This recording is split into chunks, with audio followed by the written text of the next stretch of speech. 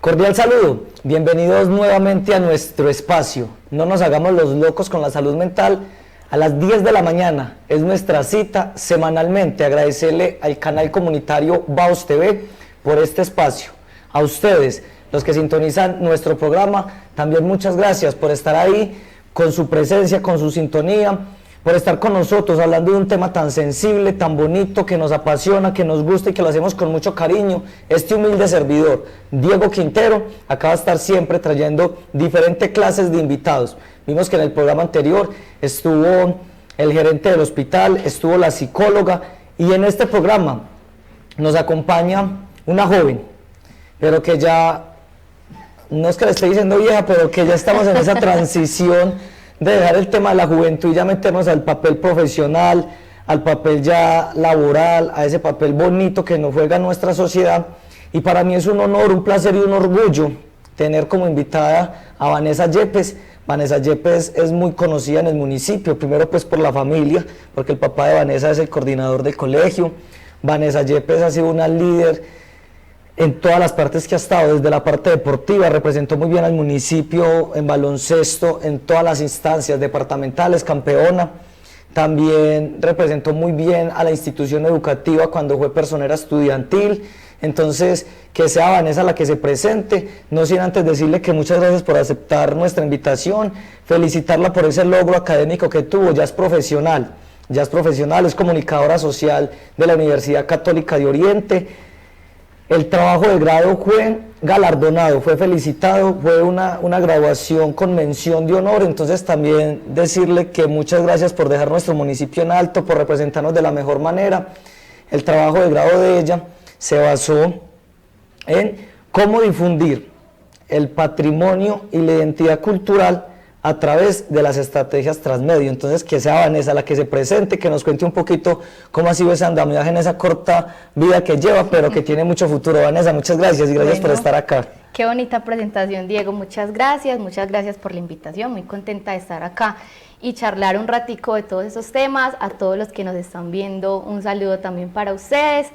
Y bueno, como lo dijo Diego, hace 2 meses ya me gradué de Comunicación Social de la Universidad Católica de Oriente, y el trabajo de grado fue con la mención a trabajo de grado meritorio, por el ser el primer trabajo de grado en la universidad que tiene vinculación externa, porque fue un trabajo en el que se vincularon diferentes instituciones del municipio, y segundo, por el impacto que tiene pues este trabajo, que no solo era como el trabajo académico, digamos el artículo o todo lo que tiene que ver con la parte escrita investigativa, sino que tenía una parte de investigación-creación, que es una plataforma que espero prontamente poderles compartir, una plataforma, una página web que funciona como transmedia, porque tiene vinculado diferentes plataformas, YouTube, Spotify, Instagram, con diferentes documentos y elementos del municipio, que precisamente lo que buscan es crear esa preservación, ese amor por el patrimonio y esa difusión también. Qué bonito, Vanessa, cuando uno ve personas jóvenes que le apuestan a eso que nosotros tenemos, que nos caracteriza, que nos identifica, que realmente marca la diferencia, porque Granada, por ser un referente a nivel histórico de la cuna del cooperativismo colombiano. También vi unos documentales que usted hizo hace poco sobre la banda musicomarcial de los judíos, la representación que allí hacen, y ver cómo usted le da esa altura a nuestro municipio de mostrar lo nuestro. Y por acá todos los invitados que hemos pasado nos quedamos cortos, porque realmente Granada lo que tiene es muchísimo potencial en el tema turístico, en el tema ecológico, en el tema religioso, en el tema cultural. En cuanto a las líneas que nosotros manejamos son muy amplias, y qué bueno ustedes de su profesión que haya elaborado esta estrategia y que adicional la universidad la condecore. Entonces eso es de sentirnos orgullosos de usted, Vanessa. Entonces, Vanessa, vamos a seguir en algo que un paréntesis, porque traer a Vanessa acá fue un poquito complejo. La agenda de Vanessa es muy complicada, pero gracias por sacarnos el espacio, por venir a hablar de salud mental. Le cuento, Vanessa, que por acá ya han pasado muchos invitados y yo creo que el trabajo se ha hecho, se ha sentido, se ha hecho ese esa socialización de un tema tan sensible como es la salud mental. La salud mental era, vamos a hablar ya como si ya estuviéramos haciendo el ejercicio de que estamos bajando la estigmatización, el señalamiento, el prejuicio. Entonces era un tabú, no se podía hablar del tema, porque si hablábamos de psicólogos o si hablábamos de psiquiatras, esa persona está loca. Y lastimosamente los vamos encasillando allá, y pues ya en el transcurso de los programas he dicho que yo tuve un diagnóstico, estuve en un centro, pues en el Hospital Mental de Antioquia, conozco en carne propia qué es realmente pasar por todos estos episodios, conocer muchas historias de vida y que cada persona es una historia diferente y que somos tan sensibles como humanos que cualquier persona, independientemente en el proceso, la circunstancia, no hay diferencia alguna, puede estar corriendo el riesgo de padecer o sufrir algún tema de salud mental. Entonces, Vanessa, ¿ha escuchado alguno de los programas? ¿Qué referencia o qué opinión le merece un tema tan sensible como la salud mental? Yo creo que es muy importante, y ahí me devuelvo un poquito. Creo que empezó a tener relevancia la salud mental en la pandemia, que muchas personas empezaron a sentir que era tener como esa ansiedad de no poder salir, o también esa incertidumbre que puede provocar la incertidumbre de no saber qué va a pasar, también con la muerte de un familiar, de un amigo, de una persona cercana.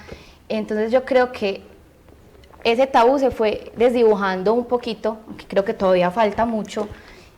Fue en la pandemia que muchas personas empezaron o a darse cuenta que de pronto muchos síntomas que manifestaban antes eran o de depresión o de ataques de ansiedad, o que en la pandemia justamente el encierro y como todo este caos que fue, les empezó a generar. Entonces yo creo que es un tema que merece toda la importancia del mundo. Yo siempre he dicho que si la mente no funciona, nada funciona, y no solamente de llevarlo a un extremo de pronto psiquiátrico, sino también de pronto de una monotonía de no querernos levantar o no tener energías, que tampoco digamos que es normal uno todo el tiempo no tener energías para hacer algo. Entonces no solo estigmatizarlo de pronto que entonces solo el que tiene depresión y está tratado psiquiátricamente o no, sino también desde las acciones cotidianas del día a día, cómo pueden afectar la salud mental de los niños, de las personas mayores y también de los jóvenes. Cuando yo invité a Vanessa al programa, yo le dije: Vanessa, qué bueno que me acompañara a ese espacio. Usted que es una persona joven, una persona preparada, una persona que conoce muy bien el municipio, que ahora que tiene todo ese inventario cultural de Granada, empezar a hablar del tema. Y compaginamos muy bien porque tenemos una doctora, o seguimos a través de las redes sociales a una doctora española. Ella es psiquiatra, pero es de esas psiquiatras que a uno le apasiona seguirla, escucharla, leerla, porque no se encasilla solamente en el tema clínico. Entonces no es simplemente medicar por medicar, o usted tiene estos síntomas, entonces tomes estas pastillas, sino que ella ve a ese paciente como una persona, como un humano que también tiene dolencias, tiene vacíos, tiene dolores. Entonces ella empieza a abrir ese libro, ella lo dice, empezamos a abrir ese libro y a leer todas esas páginas que ellos mismos nos cuentan, porque realmente la psiquiatría es sanar el alma.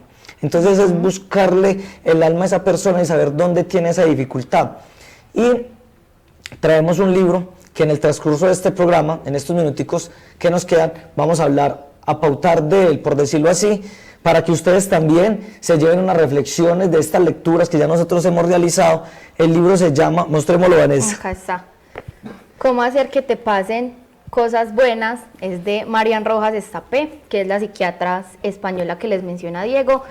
Y yo creo que este libro no reemplaza de pronto el ir con un psicólogo o un psiquiatra, que me parece muy importante hacer énfasis, sino que también es un acompañamiento y brinda muchas herramientas para desde el día a día encontrar esos hábitos que nos hacen tener una mejor salud mental. Y ella en el transcurso del libro nos va contando anécdotas de pacientes. Entonces ella dice, por ejemplo, habla de la niña, de cómo fue capaz de perdonarse, porque uno también se tiene que pedir perdón. Entonces, cómo fue capaz de perdonarse, cómo fue capaz de sanar, cómo fue capaz de llenar ese vacío y de salir adelante. Entonces, nos cuenta diferentes anécdotas, diferentes historias, y yo saqué también acá unas frasecitas, unos mensajes para que las vamos reflexionando y usted también vamos complementando. Entonces, empiezo yo, dice que el ser humano busca tener y relaciona la felicidad con algo material, con las posesiones. Nos pasamos la vida buscando tener estabilidad económica, social, profesional, afectiva, tener seguridad, tener prestigio, tener cosas materiales, tener amigos. Y la felicidad verdadera no está en el tener, sino en el ser. Nuestra forma de ser es la base de la verdadera felicidad. ¿Y por qué lo dice ella?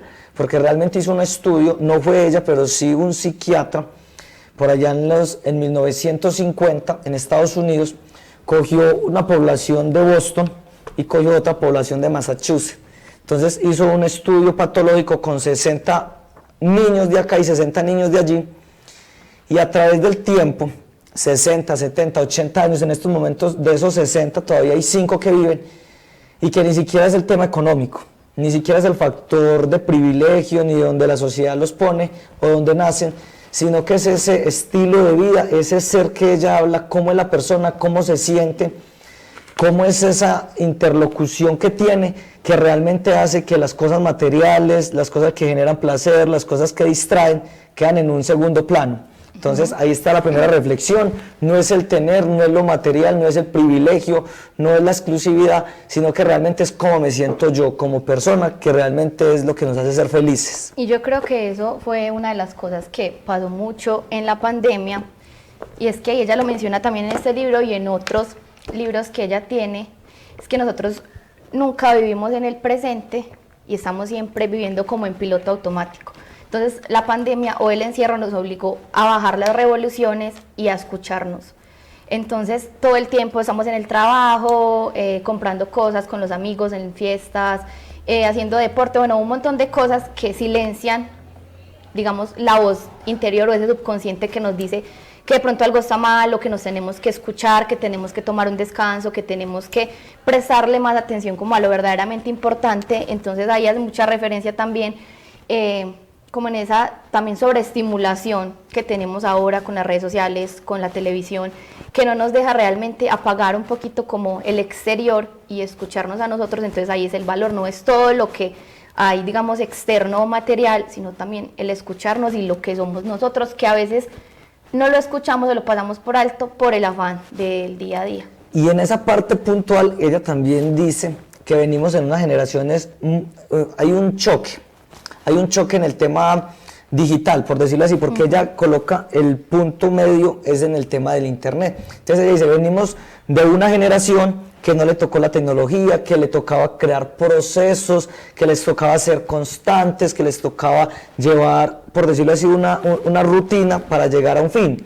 Ahora no, ahora con el tema del internet todo se hace muy rápido, todo se hace inmediato, todo se hace, entonces se reemplazan las cosas muy fáciles, y eso, relativamente ese choque de esas dos culturas, y ella lo habla, de los 80 a la generación del 90 en adelante, son dos culturas muy diferentes, porque los que vienen de los 80 hacia atrás, pues vienen todavía como con esa cultura, con esa ideología de que todo es un proceso, todo es despacio, y por eso es que a nuestros abuelos, a nuestros padres, se les daña un radio y ellos creen que simplemente cambiándoles cualquier aparatico ya sigue sirviendo, cuando realmente ahora el consumismo lo que nos obliga es, se dañó algo y toca, hay que cambiarlo todo. Entonces por eso a nuestros abuelos les gusta mantener allá todo el reblujo, porque ellos creen que cambiando simplemente una partecita ya va a quedar funcionando ese aparato. Realmente no. La sociedad del consumo, como bien lo está diciendo usted, la sociedad de las revoluciones activas, de sentir todas esas emociones, que realmente el mundo vive a través de las emociones, y cómo desde el marketing que nos venden, cómo desde las redes sociales se vuelve toda una estrategia comercial, y que realmente en lo comercial sí está el factor económico, o sea, el factor plata de por medio, y dejamos a un lado la parte más importante, que es la parte humana que ella tanto defiende y que tanto le apunta. Yo creo que es muy importante también ahora de toda la revolución y de que siempre vamos más allá, y ella lo menciona en el libro y en muchos podcasts que ella tiene, es la importancia de aburrirnos, porque todo, digamos, las redes sociales y ahora nos han hecho creer que todo el tiempo tenemos que estar haciendo algo, siendo productivos y más y más y más allá.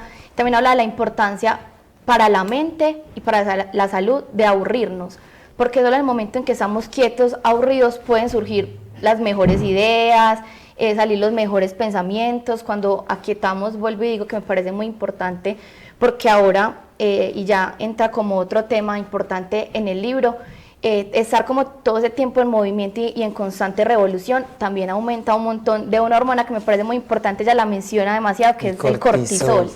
El cortisol, si bien es muy importante, porque también nos ayuda a estar alerta en esos momentos que debemos estar alerta, una sobrecarga de cortisol es lo que nos enferma, lo que nos pone ansiosos, lo que nos ayuda también a deprimirnos. Entonces esa quietud y otros, digamos, hábitos que ella nos menciona en el libro, nos enseña cómo bajar ese cortisol, y por eso digo que ese libro, aunque no reemplaza, vuelvo y digo, un profesional, es una herramienta muy importante porque nos da esas pautas de cómo, por ejemplo, bajar el cortisol, y acciones son muy sencillas que se pueden hacer en el día a día, algo tan simple como tomar vitamina D en las mañanas, recibir el sol, hacer ejercicio. Ella habla que un antidepresivo muy potente es el hacer deporte, sea el que sea, no se encasilla como que en el gimnasio, que tengo que correr, sino el deporte que sea. También sostener charlas mirando a los ojos a la otra persona también puede bajar los niveles de cortisol.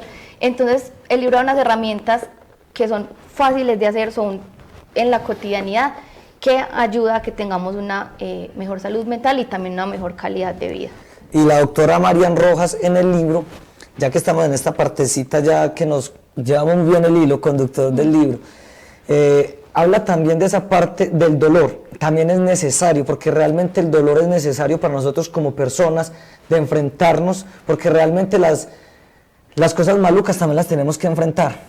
Hombre, de todas maneras a los problemas hay que hacerle frente, como dice la frase de cajón.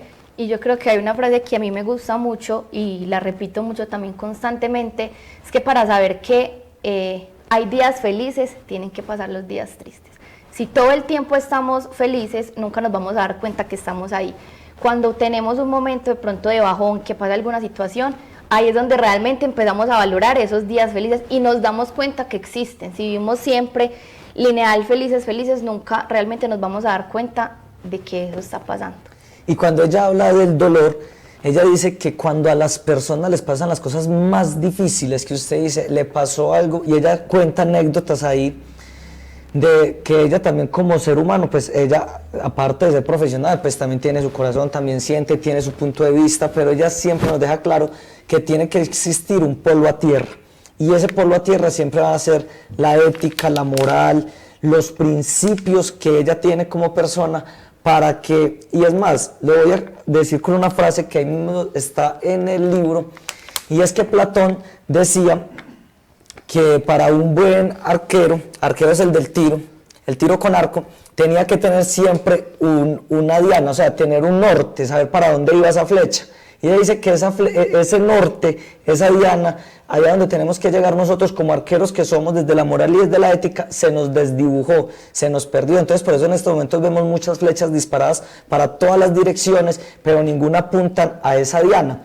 Entonces son reflexiones que vienen desde la historia de la humanidad, porque es que entonces estamos viendo que la ética, la moral, el tema psicológico, el tema de la mente viene ligado a nosotros pues desde que existimos.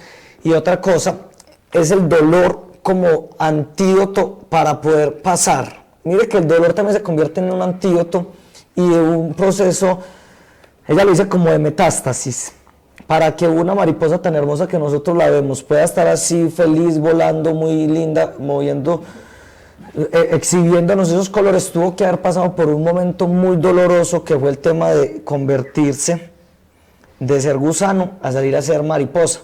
Entonces todo lo que nosotros nos lleva con dolor podemos dar nosotros afrontándolo y decirles a ustedes que tampoco están solos, porque obviamente en un momento de dolor ella también lo manifiesta, y ahí ella dice que existen unas redes de apoyo y que hay 3 clases. Entonces la primera fuente de apoyo somos nosotros.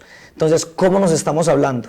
Uno se mira al espejo y ¿qué se dice? Como está bien, vamos a hacer las cosas muy bien hoy, nos va a ir súper bien, o por el contrario, estamos pensando negativamente, vea, hoy no va a ser un día bonito, como está lloviendo, no, qué tal cosa. ¿Cómo nos estamos hablando? Ese es el primer mensaje que nosotros tenemos, y es cómo nosotros nos miramos a ese espejo y qué imagen estamos proyectando, porque la mente se la cree todo. Así usted lo diga por molestar, ya la mente lo está tomando como algo que es. Y yo creo que es muy importante, porque yo creo que todos en nuestra vida y en todas las etapas de la vida y en lo que queramos hacer van a existir esos pensamientos saboteadores, y ella lo decía en un podcast, que es muy importante cómo nos hablamos a nosotros mismos, qué nos decimos, porque como lo dice Diego, la mente todo lo cree y también todo lo crea.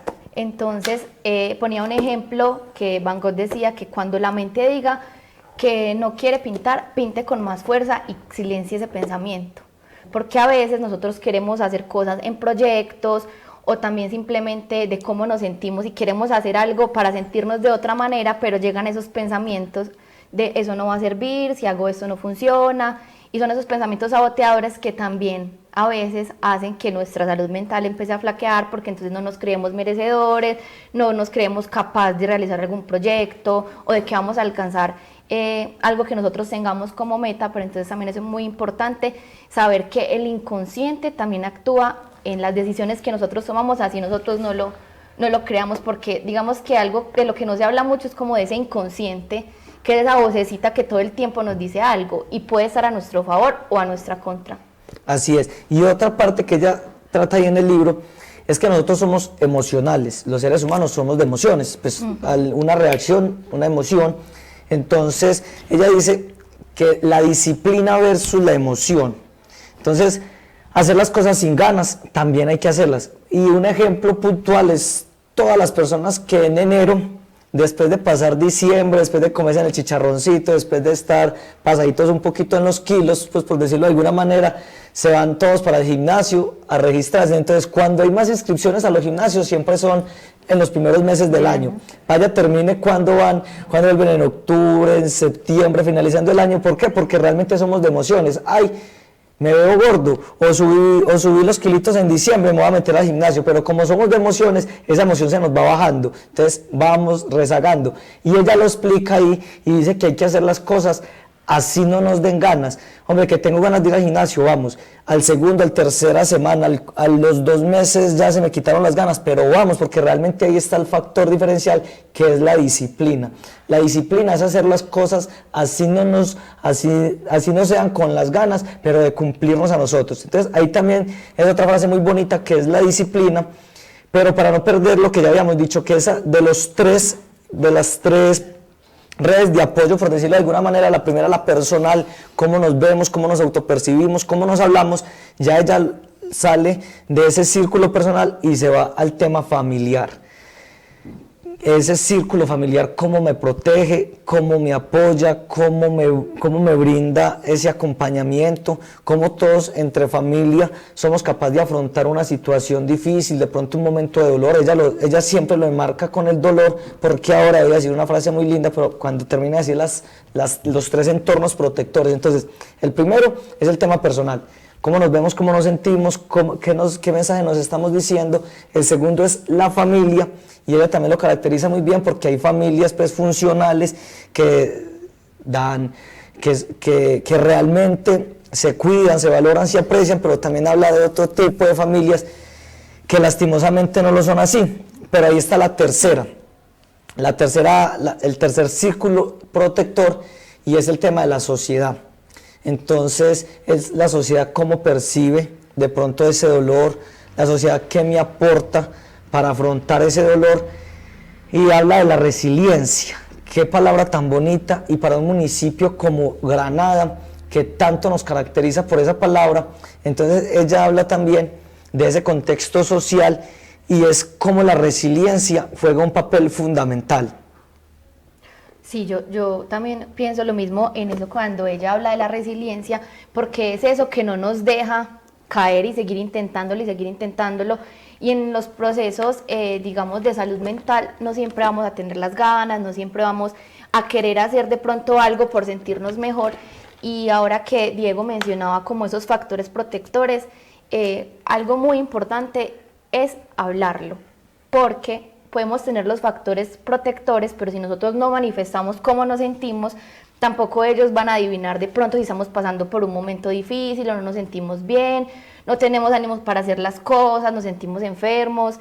Si no lo manifestamos y no lo hablamos, no es posible que esos factores protectores nos brinden la ayuda que necesitamos en ese momento. Bueno, ella también ahí en el libro, la doctora habla de un médico francés de apellido Boris, y él amplió el significado de la palabra resiliencia, Entonces Boris, para él, resiliencia significa la capacidad del ser humano para reponerse de un trauma y sin quedar marcado de por vida y ser feliz. Se la repito porque realmente es muy bonita.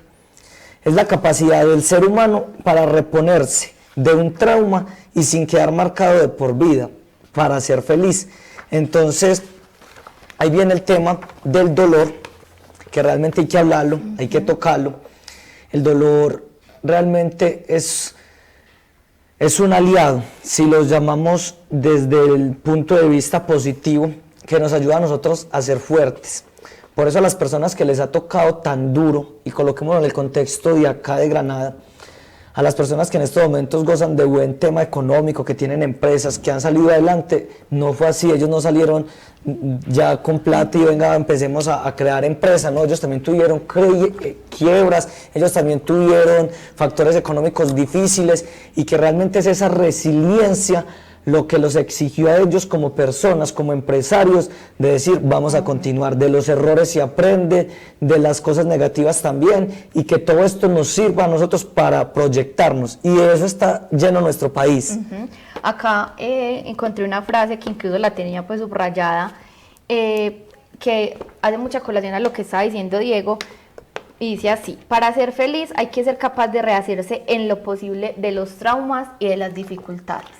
Entonces también, ¿cómo no quedarnos en eso que nos pasó, en esa situación tan dolorosa? ¿Cómo no aferrarnos a ese dolor y encontrar otros motivos para continuar? Y otra es que va muy de la mano, no podemos elegir gran parte de los que nos sucederán en la vida, pero somos absolutamente libres, todos y cada uno de nosotros, de elegir la actitud con la que la afrontamos. Y yo creo que eso aplica para todos los ámbitos, todas las situaciones. Siempre tenemos dos caminos: afrontarlo de una manera diferente o volvernos esclavos también a esas dificultades o a esos traumas, que no es fácil muchas veces salir de ahí. Pueden ser procesos de años, algunos procesos son de meses, nunca es fácil, siempre todos los procesos. Yo creo que, lo digo porque he podido vivir procesos muy de cerca, digamos, de personas con depresión o personas que sufren de ataques de pánico, de ataques de ansiedad, he podido vivir muy cerquita, y sé que esos procesos muchas veces tienen esas recaídas, pero también siento que un punto importante es a qué nos vamos a aferrar, qué sea diferente a ese dolor, o sea, qué nos mantiene vivos, qué nos gusta a nosotros y cómo podemos, digamos, voltearle la torta al dolor y encaminarnos por ahí. Así es, Vanessa. El tiempo en las redes es corto. Este es un tema muy bonito que nos apasiona. Es un libro demasiado encantador, recomendadísimo. Nosotros vamos a estar también, si lo necesitan, virtualmente. Vamos a dejar también el enlace para que lo descarguen. Y voy a cerrar la frase con este mensaje del libro. Dice: solo existe un antídoto al sufrimiento, al dolor y a la enfermedad, y es el amor. Solo existe un antídoto al sufrimiento, al dolor y a la enfermedad, y es el amor. Es ese amor bonito, que si lo vemos desde la parte de la religión de nosotros como católicos, Dios es amor. Entonces, a través de Dios, a través del amor, a través de cómo percibimos todo, cómo nos hablamos, nosotros nos queremos, nos amamos, nos damos cariño, nos hablamos bonito, cómo estamos con nuestra familia, estamos bien, hay vacíos, hay dificultades, tenemos que afrontar una problemática, cómo la estamos afrontando, como sociedad en la que estamos, cómo estamos reflejando e irradiando ese amor. Nosotros también tenemos ese compromiso social de irradiar amor. Entonces, Vanessa, ya para ir cerrando nuestro episodio de hoy, agradecerle, de verdad que muy bonito, gracias por traer a nosotros este libro, a la psiquiatra, también porque realmente tiene mucho potencial, nos da temas puntuales, que no es solamente ver al paciente clínico que necesita una pastilla, sino ver a la persona, al humano que realmente tiene un alma, y que es esa alma la que ella desnuda y es capaz de ayudar a sanar. Entonces, Vanessa, despidámonos con un mensaje de apoyo, un mensaje para todas las personas. Me gustó mucho esa partecita ahora donde intervino, que ha tenido la oportunidad de vivir de cerca con personas que sufren, padecen o tienen algún tipo de diagnóstico. Qué bueno fuera que nos compartiera de pronto algún ejercicio, una rutina, una terapia o algo. Bueno, primero quería invitarlos a que si alguno de ustedes siente de verdad que necesita esa ayuda, que se anime a pedirla, que no le dé miedo de pronto de contar cómo se siente, de las cosas que le están afligiendo. A veces nosotros catalogamos de bobo algunas situaciones que nos tienen mal, pero algo que me enseñó una persona que es muy importante para mí es que no podemos catalogar de bobo algo que nos tiene sufriendo, porque si fuera tan bobo no estuviera en esa situación. Entonces no lo pensemos que de pronto es algo bobo, que de pronto no tiene sentido, y animémonos a pedir ayuda. Y aparte de pedir ayuda, que siento que todos necesitamos en algún momento, pues como que esas terapias, esas idas al psicólogo, que a veces no simplemente es a tratar un tema puntual que nos tenga sufriendo, sino también a charlar, porque hablar es muy importante, escuchar otros conceptos. A veces yo tengo un problema muy grande, se lo cuento a alguien y esa persona en 2 minutos me desarma el problema porque realmente no era algo tan grande como yo pensaba. Entonces la invitación es también a buscar esa ayuda constante, no solo cuando nos sintamos mal o que ya estamos cayendo. Y bueno, también recomendarles de verdad este libro, Cómo hacer que te pasen cosas buenas. También los podcasts que tiene esta psiquiatra están en Spotify y en YouTube, son muy buenos, algunos son largos, otros son corticos, pero son, digamos, podcasts o elementos que nos dejan enseñanzas muy puntuales. Y bueno, algo que yo pueda recomendar, que yo siento que a mí me ha servido mucho, digamos, en el proceso de duelo con la pérdida de mi mamá, es tener una rutina, yo la llamo rutina de bienestar. Entonces, todas las mañanas o todas las noches escribir, pero no escribir pensando en que tengo que escribir bien o de cierta manera, sino como los pensamientos que se me vayan viniendo a la mente. Y si lo hacen constantemente, se van a dar cuenta que después ustedes, días después, van leyendo las páginas atrás y ven como pueden ir llevando como una curva de seguimiento de cuántos días al mes estuve realmente bien o estuve mal, qué pensamientos tengo constantemente, que son positivos o que son negativos, cómo puedo hablarme mejor, porque en esos escritos donde uno va soltando lo que siente, pues yo me estoy hablando mal, debería mejorar esto, o debería sí, seguir así porque me estoy hablando mejor, o a veces uno dice, como no, es que estoy súper mal, y uno, pues en esos escritos uno se da cuenta, no, pues de 30 días que tiene el mes, solamente estuve mal 3, ¿cómo voy a decir que yo todo el mes, digamos, sufriendo triste? Entonces, la invitación también es como tener como ese journaling, como dicen ahora, de escribir, no siempre tiene que ser muchas páginas, parrafitos o frases de pronto que nos marquen el día, y también de vivir en pausa, que me parece también algo muy importante y que yo lo empecé a implementar porque somos siempre pensando, entonces estamos desayunando y no disfrutamos qué estamos comiendo, sino que ya tengo que ir a trabajar, en el trabajo estamos trabajando, pero tengo que llegar a la casa a hacer comida, a hacer tareas, entonces siempre, nunca estamos en el momento presente, y yo creo que eso es algo muy importante para darnos cuenta también de las bendiciones y de lo afortunados que somos de tener pues como muchas posibilidades. Y para terminar, quería compartir esta frase que me gusta mucho, que es al inicio del libro, que dice, la felicidad es hacer una pequeña obra de arte con la vida, esforzándonos cada día por sacar nuestra mejor versión. Y la acompaña, la felicidad está íntimamente relacionada con el sentido que le damos a nuestra vida o a nuestra existencia.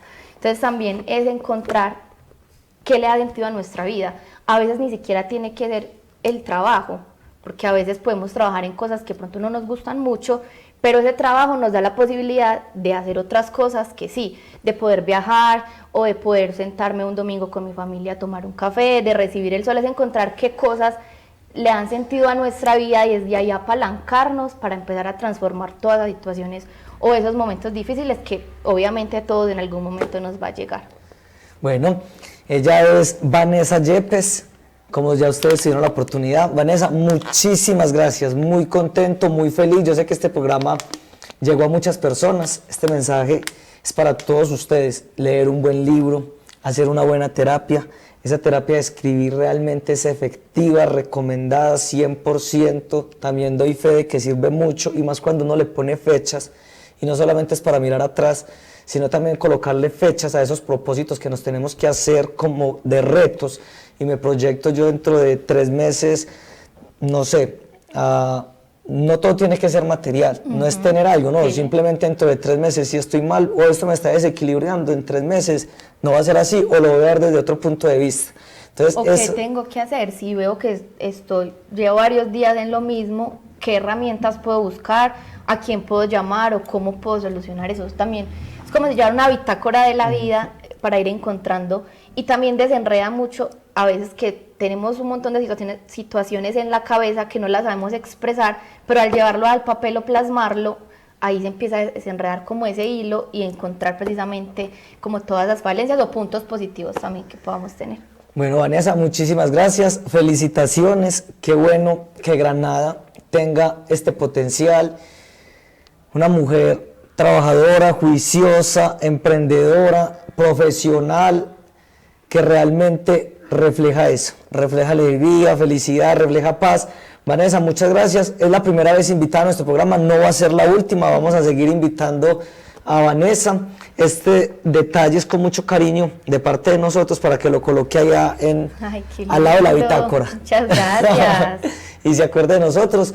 No siendo más, agradecerle a Vaos TV, agradecerles a usted por la sintonía, déjenos el mensajito, agradecerles a todos y recordarles nuestra cita semanal a las 10 de la mañana todos los martes ahí en nuestra agenda para que hablemos y sigamos pasando por acá muchos invitados, que realmente es un tema bonito, un tema que nos apasiona, un tema que nos gusta, un tema que tiene mucha tela por cortar y que nosotros en esta media hora estamos llegando con ese mensaje de quitar ese tabú, de quitar ese señalamiento, ese prejuicio, de bajar esa estigmatización y que realmente hablar de salud mental se convierta en un hábito, porque si estamos bien, como lo dijo Vanessa, de la mente, vamos a estar bien también del cuerpo, vamos a estar bien de todo y podamos irradiar nuestra mejor razón de ser, es el servicio, el amor. Entonces, no siendo más, muchas gracias, Dios los bendiga.